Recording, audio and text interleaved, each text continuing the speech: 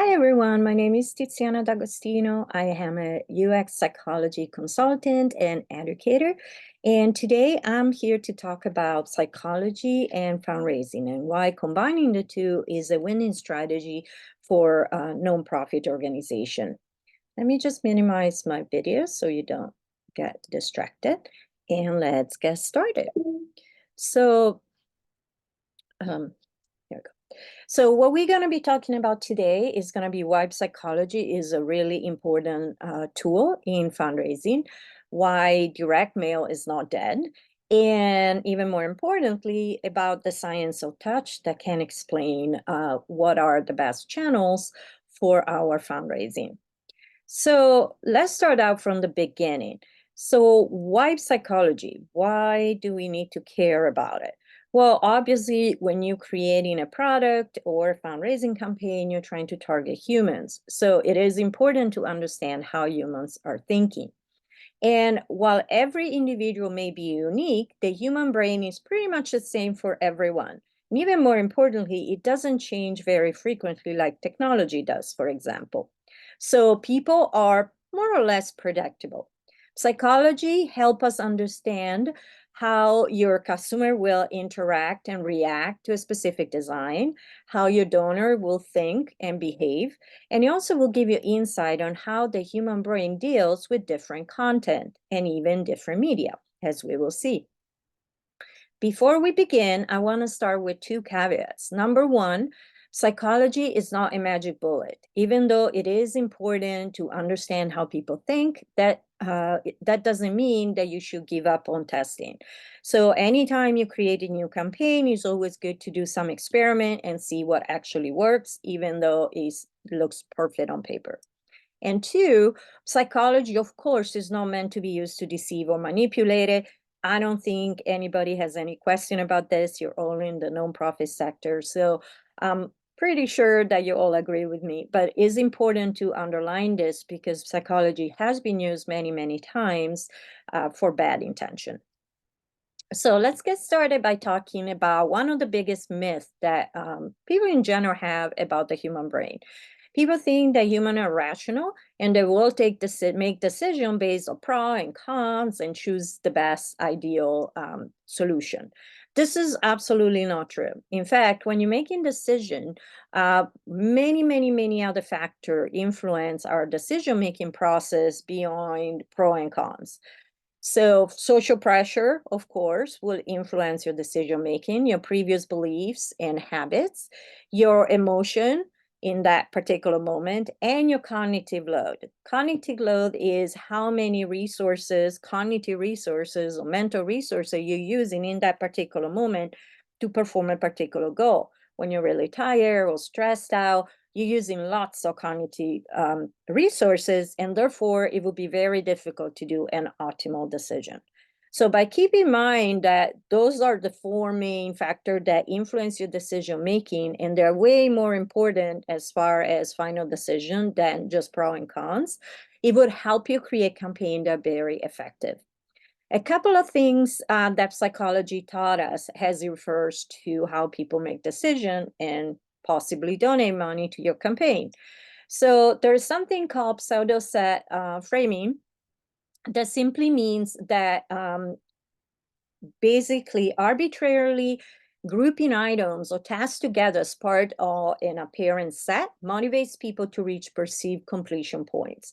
What does that mean? Well, what that means is if your donation is kind of broken down in steps, is more motivating for people because people wanted to complete the set. So you could have maybe a two-part campaign and say part one, we're asking this of you, part two, we're asking that of you, and it make you feel like you want to complete it. And this is what it refers to with pseudo-set framing. Another discovery from psychology is that in 2022, a study found that framing charitable giving as a gift versus donation increased not only the donor's intention to contribute, but also how much money they actually contribute.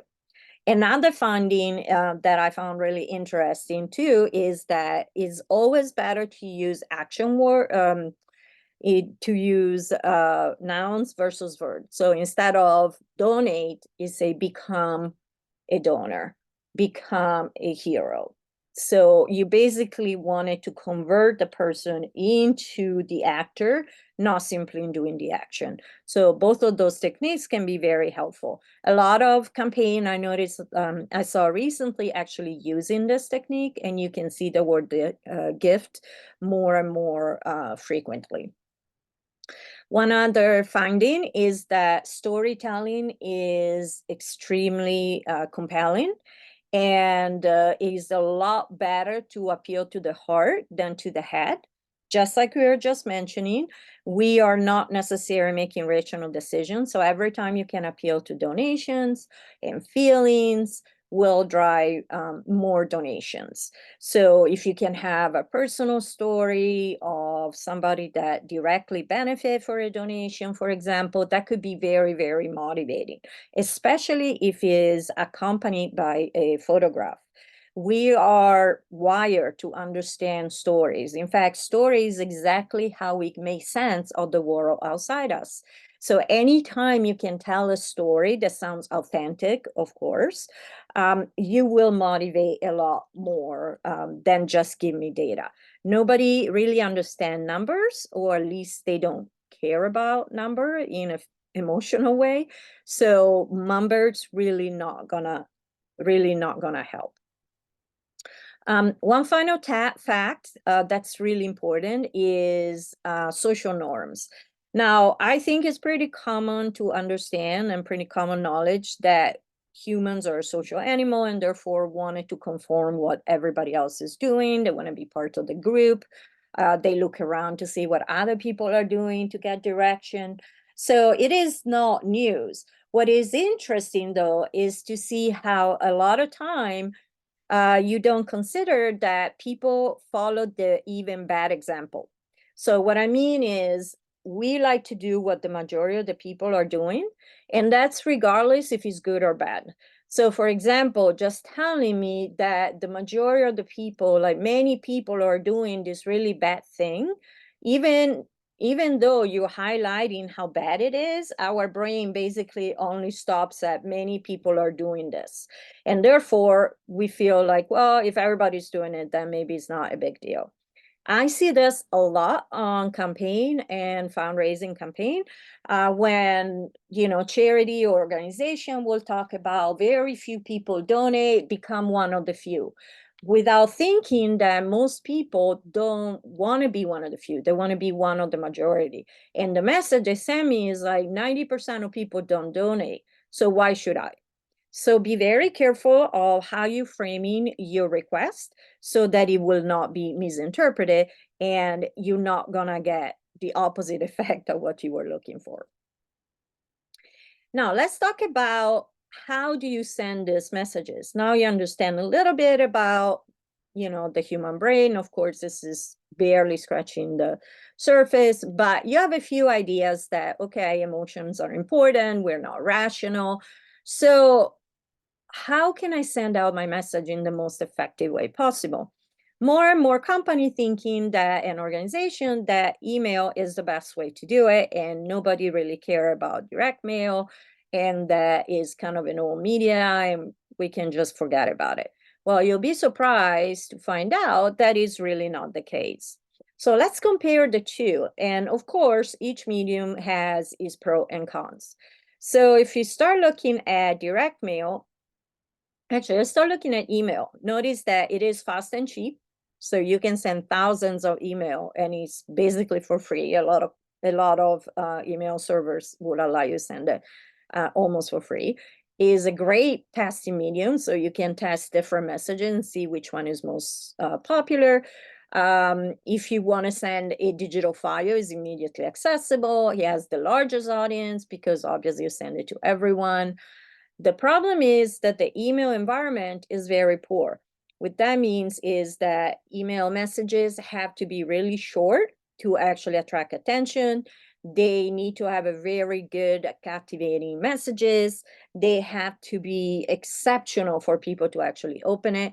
Emails, of course, limit your creativity, and it's very difficult to find good lists. Let's look at direct mail on the other hand. I know a lot of people call it junk mail, but the pros of direct mail is that the direct mail environment is a good one.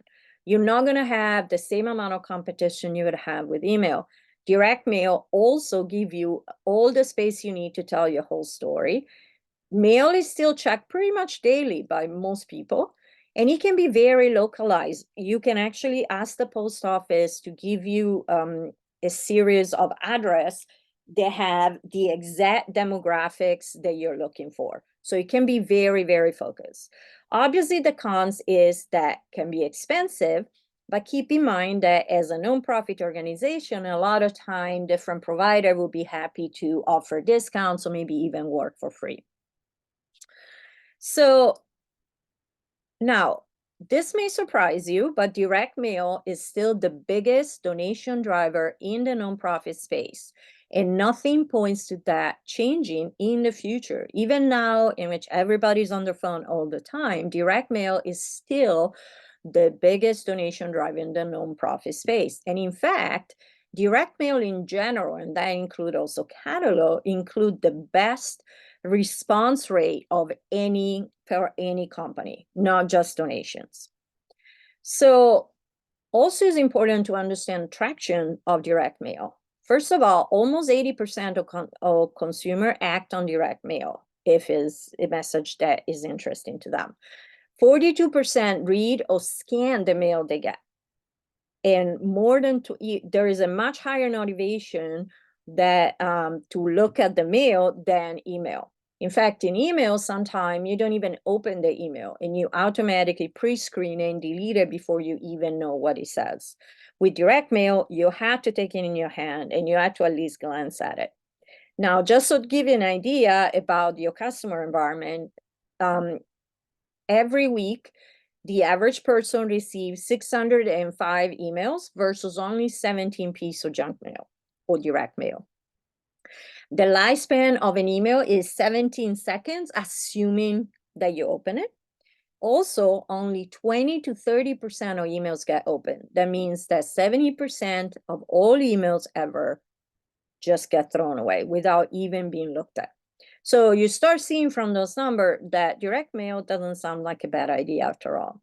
So why is so powerful? Well, the first thing you want to know as far as donation is concerned is just a number game. The majority of individual donations come in the USA come from direct mail.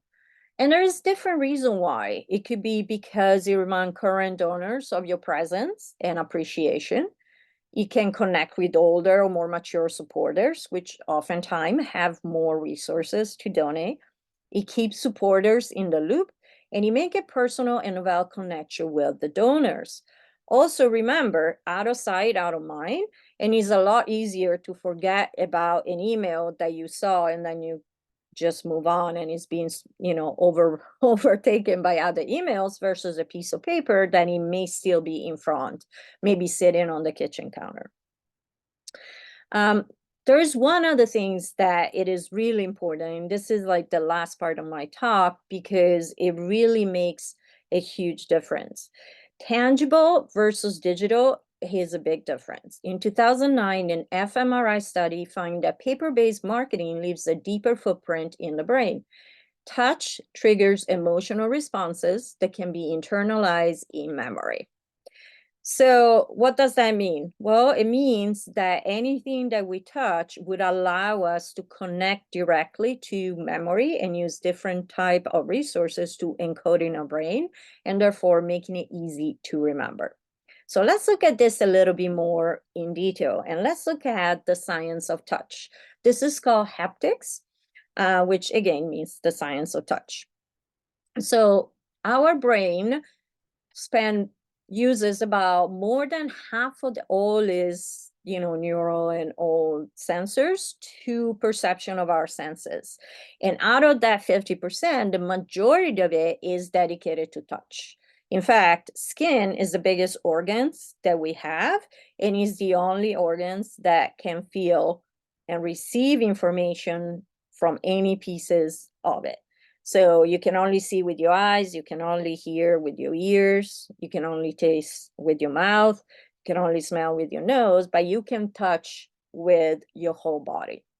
The other thing that's important to know, your hands alone has 5 different touch sensors that will detect different characteristics of anything you touch. And your hand is so sensitive to touch that it can detect a bump or something that is not flat that is as small as 3 microns, which is 3/1000ths of the width of a human hair. So obviously it's really hard for us to understand math, at least for me, and to actually visualize it, but that means it's gonna be, almost 1,000 times smaller than an actual human hair, which is pretty crazy if you think about it. Another thing that has been discovered is that touch causes a very strong reaction. In fact, many studies found out that just the act of touching something makes an object feel like we own it, even if it's not ours.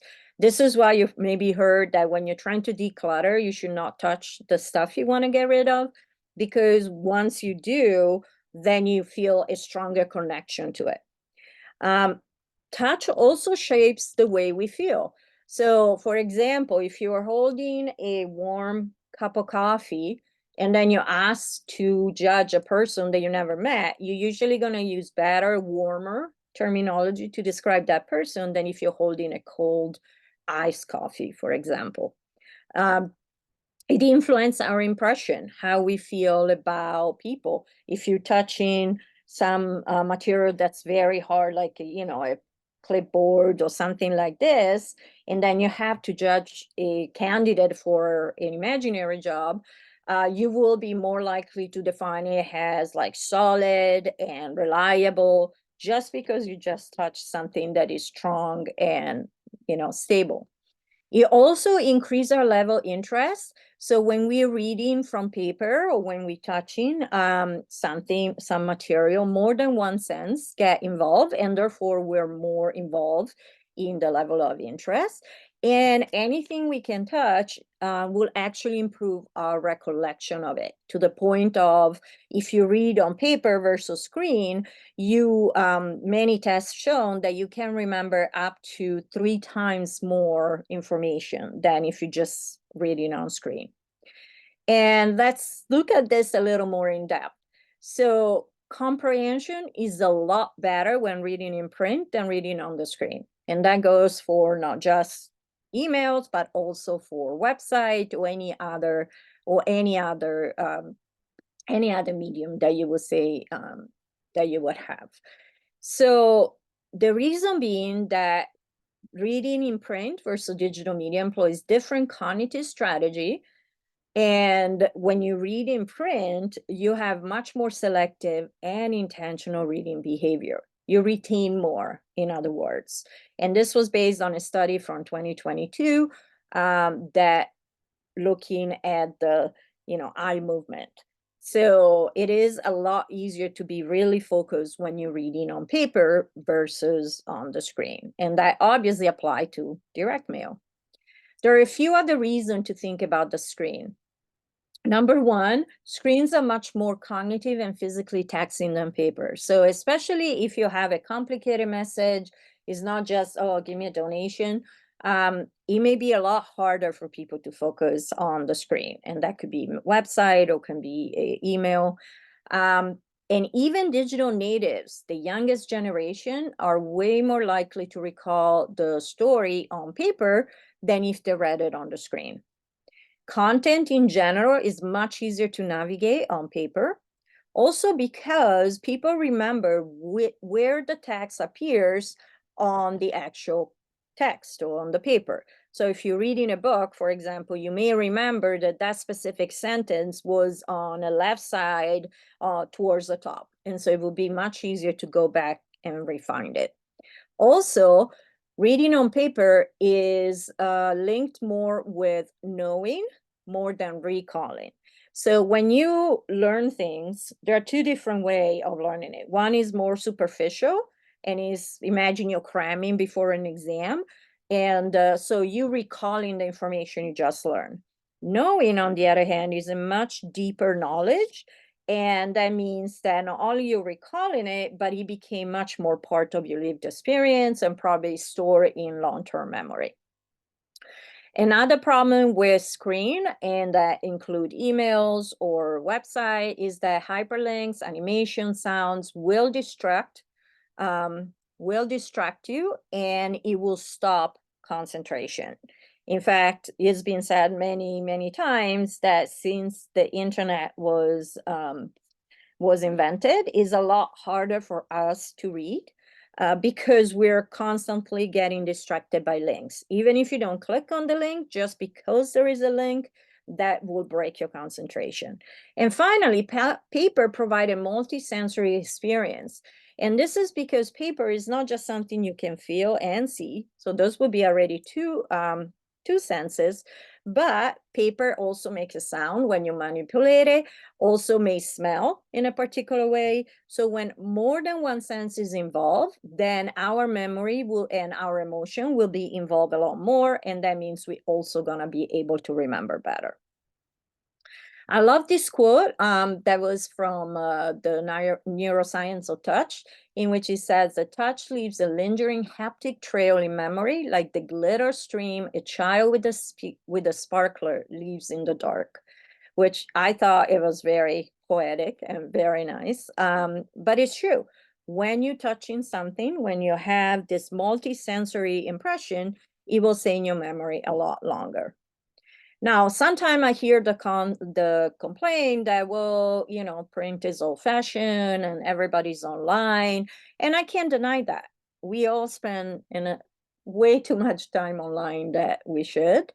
But the good news is that now print is becoming a lot more interactive. So one way that print is doing this is something called variable printing.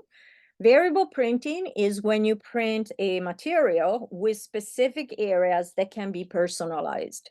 So as you can see in the picture here, notice that the content is pretty much the same, except in this name, they just add a name. But you could have a lot of very different things. They also changed the image for Kevin versus Spencer. So you can have a real personalized piece of mail without being outrageously expensive like it used to be. 70% of people see direct mail as more personal than email. So it already feels better. And on top of that, if there is a personalization, especially your name spelled correctly, that's big thing to say. There is up to 135% more response rate if your name is there. So basically, if the piece of mail is personalized. And 60% of customers that receive a personalized piece of mail are more likely to become repeat buyers. So while this was done, these numbers came from a research from a commercial, a series of commercial campaign. It stands to reason that it will also apply to donation. Well, at the very least, they will remember your company, your organization better. So what could you use variable printing for? Well, obviously, personalized shopping with custom packaging and card, or personalized appeal to your donors. And that would allow you to create a strong customer relationship with personalized cards like thank you cards, or maybe even birthday cards, or any other kind of communication. You can create a much more meaningful direct mail advertising because it doesn't look like run of the mill. It looks like specifically done for you. You can also use customized URLs for like specific pages on your web page where you can go. So it will make it very easy to track as well. Of course, you could have personalized marketing campaigns and materials so that it looks like it was done just for me. And once again, you can add multi-sensory experience. And remember, their paper is really, really versatile. That means you can add all sort of different special effect to it. Not only, sensory as like not touch base, but you could add actual fragrances to it. You could add die cutting, so it's like a different shape. So there is a lot of ways in which you can make your printing way more engaging. At this point in time, the majority of the time we interact with the screen is feeling pretty much the same. It's just like a glossy piece of glass, right? So the tactile part of aspect of print is really irreplaceable. One other way you can use paper to create an interactive experience is by actually adding an interacting element within the paper piece itself. So print can become a gatekeeper for digital content, and it can become a lot more engaging and cost effective. So for example, you can use your paper to link to a special website or a survey or something like this. The picture you see here was actually from a commercial enterprise. It was a table tent, but it was a gorgeously letterpress card sitting on the table with a QR code that you could easily scan and go and fill out a survey. So this could be a wonderful opportunity for sending a card that will link somebody directly to your donation page, or sending directly to a specific, form that you need the person to fill out. So you basically get the best of both worlds. You get all the advantage of print, but you also get a very easy connection with the web. So you really cannot ask for better. Oh, wait, you can, because another great way in which you can use paper for your campaign or for sending your message more effectively and more impactfully is to use AR. AR for augmented reality, combine the best of print and the best of interactive media. And Amplifier is really one of the leader of using these techniques. Amplifier is an organization that uses art to bring attention to serious global goals and global problem like racism, sexism, and so on. Also, they have really powerful campaign encouraging young people to vote, and they're really directing to a younger audience, a younger generation. They collaborate with famous artists to create the art, and then they sell it in their store, and they also give away free copies to educators to kind of share their message. But what makes it particularly special, beside the fact that the art is beautiful, is that they are using augmented reality quite frequently. And one of the example, it was one of the latest campaign that were called for, there was like reimagine. And each of those pieces, and they came in different format, from sticker to poster to postcards, they were all connected to virtual reality. So let me show you how it works. So this was a poster that and you would download a specific app, you will point to the poster with that ad, and you will get this augmented content. So I made a short video, so the quality is not great, but at least you get a really good idea of how this works. So give me a second to load it. All right. So this is the poster, and this is the video I shot that show how the app works. So I put the poster flat on the floor, and I pointed the app to it, and this is what happened. It's time to re-envision care. Care is how love shows up in our families and in our economy. It's the work that is done before any other work can be done. And our caregivers, nannies, home care workers, house cleaners, family caregivers, are the heroes who show up to do this essential work every day. If we re-envision care by valuing, supporting, and protecting care work, we all become stronger, and our economy can work better than ever for all of us, not just some of us. Care is not a zero-sum game. There's room to care for all of us at all stages of life, especially the caregivers. Imagine that. So a great way to make the piece come to life, literally. So there are so many opportunities with print for creating really exciting pieces that will be remembered.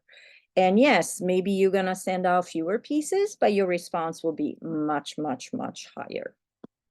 So, and with that, I'm gonna thank you. And if you have any questions, just let me know. We have a little bit of time for Q&A. Otherwise, if you don't think about anything, but you have questions later on, feel free to reach out and meet me on LinkedIn.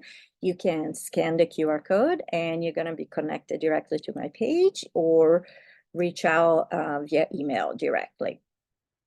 Thank you.